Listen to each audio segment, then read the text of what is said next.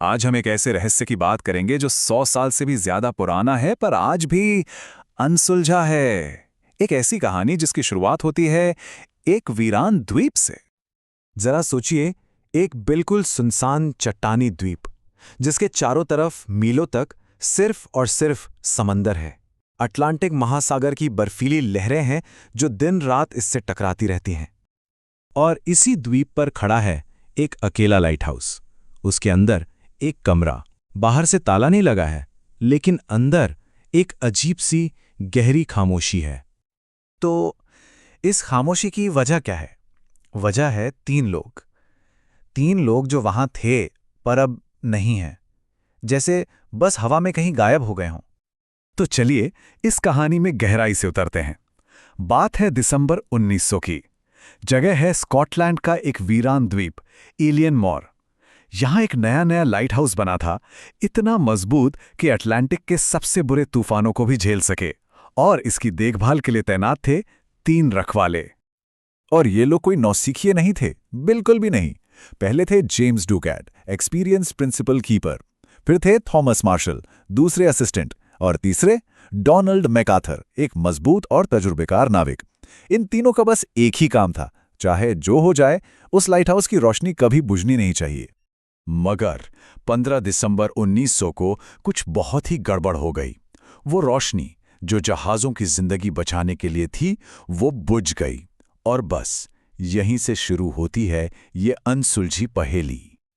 अब जब लाइट के बुझने की खबर जमीन तक पहुंची तो फौरन एक जहाज को भेजा गया।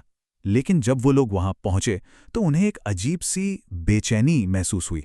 हर तरफ बस एक डरावनी खामोशी छाई हुई थी।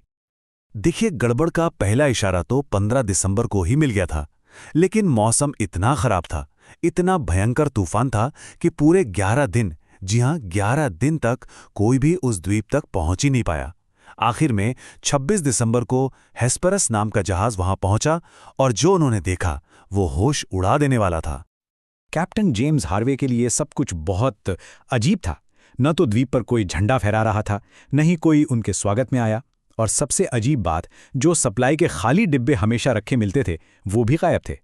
ऐसे में राहत के लिए आए एक कीपर जोसेफ मूर ने हिम्मत दिखाई और अकेले ही द्वीप पर उतरने का फैसला किया। और अंदर का मंजर तो और भी ज्यादा डरावना था। मूर ने जो कुछ देखा वो किसी बुरे सपने से कम नहीं था।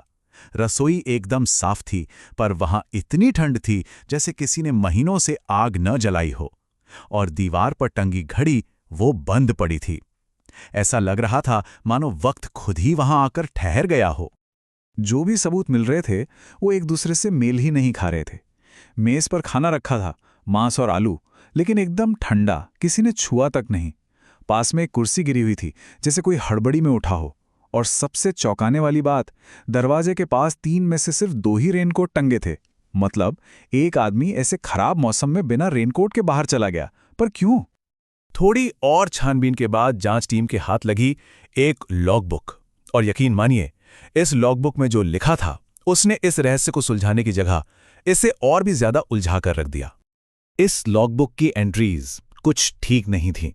खासकर 12 दिसंबर को थॉमस मार्शल ने जो लिखा था वो बहुत अजीब था। ये एंट्री तो सच में हैरान कर देने वाली थी। मार्शल ने लिखा था, इतनी भयंकर हवाएं मैंने अपनी जिंदगी में तभी नहीं देखी। उसने ये भी लिखा कि जेम्स डुकैट, जो इतना तजुर्बेकार था, वो बहुत चिड़चिड़ा हो गया है। और डोनाल्ड मैकार्थर, जो इतना मजबूत था, वो रो रहा है। सोचिए जरा, इतने अनुभवी लोगों का ऐसा बर्ताव, ये बहुत ही अजीब था। और अब सुनिए सबसे दिलचस्प बात। आसपास के जितने भी मौसम स्टेशंस थे, उन सब की रिपोर्ट साफ साफ कह रही थीं कि 12 दिसंबर को कोई तूफान आया ही नहीं था। मौसम तो एकदम शांत था। तो फिर सवाल यह है कि मार्शल आखिर किस तूफान की बात कर रहा था? लॉगबुक के हिसाब से ये फैंटम स्टॉर्म, मतलब एक तरह का भूतिया तूफान, अगले 2 दिन तक चलता रहा। 13 दिसंबर की एंट्री थी, हम सब प्रार्थना कर रहे हैं।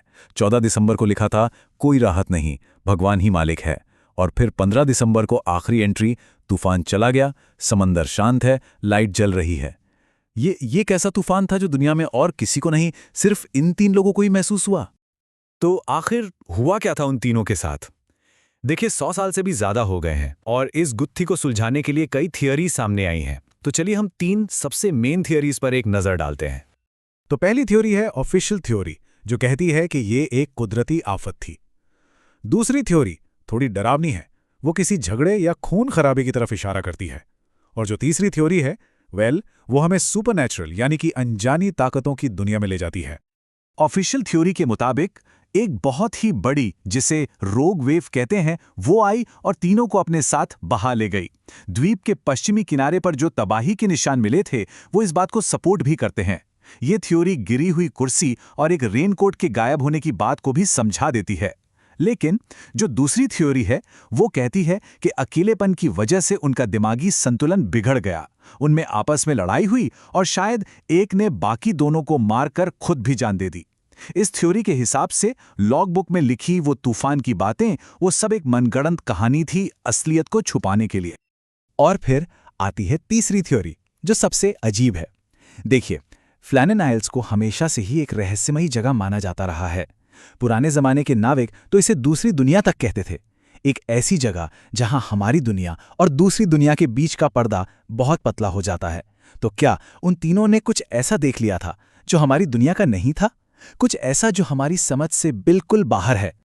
लेकिन सच तो ये है कि इनमें से कोई भी थ्योरी पूरी तरह से ये नहीं समझा पाती कि उस दिन वहां असल में क्या हुआ था। इस कहानी में आज भी इतने पेंच हैं जो सुलझ ही नहीं पाए हैं।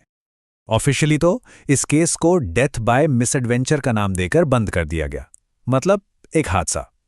रिपोर्ट में कहा गया कि तीनों एक विशाल लहर में बह गए और वो जो अजीब लॉगबुक थी उसे रॉक फीवर यानी अकेलेपन से होने वाले पागलपन का नतीजा बताकर खारिज कर दिया गया। लेकिन ये जवाब आज तक किसी के गले नहीं उतरा। ये घटना इतनी डरावनी थी कि इसके बाद एक बहुत बड़ा बदलाव किया गया। उस दिन के बाद से उस लाइट हाउस पर 3 की जगह हमेशा 4 रखवाले तैनात किए जाने लगे, सिर्फ इसलिए ताकि कोई भी कभी अकेला ना रहे और ऐसा हादसा दोबारा कभी ना हो। तो सवाल आज भी वहीं का वहीं खड़ा है, क्या वो वाकई में सिर्फ एक लहर थी या फिर कोई गहरी साजिश थी, या कुछ ऐसा जो हमारी सोच और समझ से भी परे है? फ्लैनेन आइल्स के 3 रखवालों का रहस्य आज भी समुंदर की गहराइयों में दफन है और शायद हमेशा दफन ही रहेगा।